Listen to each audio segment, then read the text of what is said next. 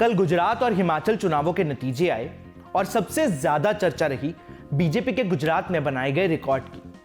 पर एक और बात जिसका हर जगह जिक्र हो रहा था वो ये था कि आम आदमी पार्टी एक नेशनल पार्टी बन गई।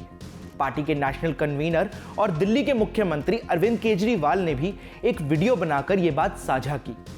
पर गुजरात और हिमाचल में चुनाव हारने के बावजूद आप एक नेशनल पार्टी बनी कैसे, और नेशनल पार्टी बनने के लिए इलेक्शन कमीशन की क्या-क्या शर्तें हैं, आपको सब बताएंगे इस वीडियो में।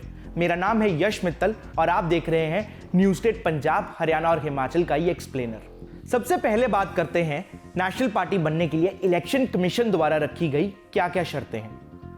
या तो किसी पार्टी को 4 राज्यों में स्टेट पार्टी का दर्जा हासिल हो, या किसी पार्टी ने 4 लोकसभा सीटों के साथ साथ पिछले लोकसभा या विधानसभा चुनावों में 4 राज्यों में 6% वोट हासिल किए हों, या उन्होंने 3 राज्यों को मिलाकर पिछले लोकसभा चुनावों में 3% सीटें जीती हों।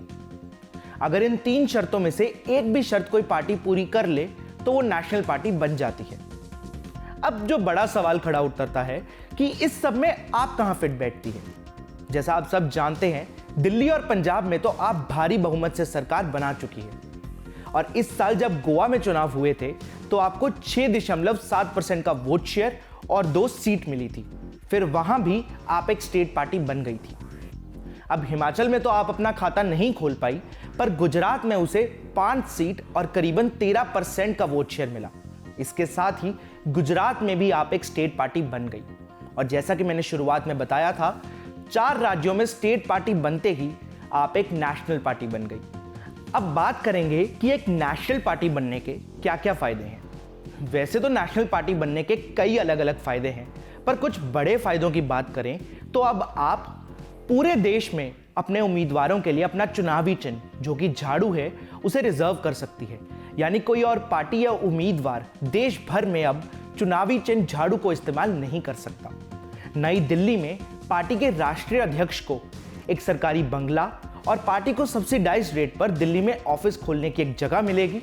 नेशनल पार्टीज को डोनेशंस और फंड इकट्ठे करने में भी स्टेट पार्टी के मुताबिक थोड़ी आसानी होती है, पर किसी भी पार्टी का नेशनल पार्टी का दर्जा परमानेंट नहीं होता। इलेक्शन कमीशन उसे शर्तें ना पूरी होने पर वापस भी ले सकती है। इस समय देश में 8 नेशनल पार्टीज हैं, जैसे कि BJP, Congress, the communist party of India, the communist party of India Marxist, all India Trinamool Congress, Bahujan Samaj party, the nationalist Congress party और द नेशनल पीपल्स पार्टी। इसके बाद आप देश की 9वीं नेशनल पार्टी बनेगी।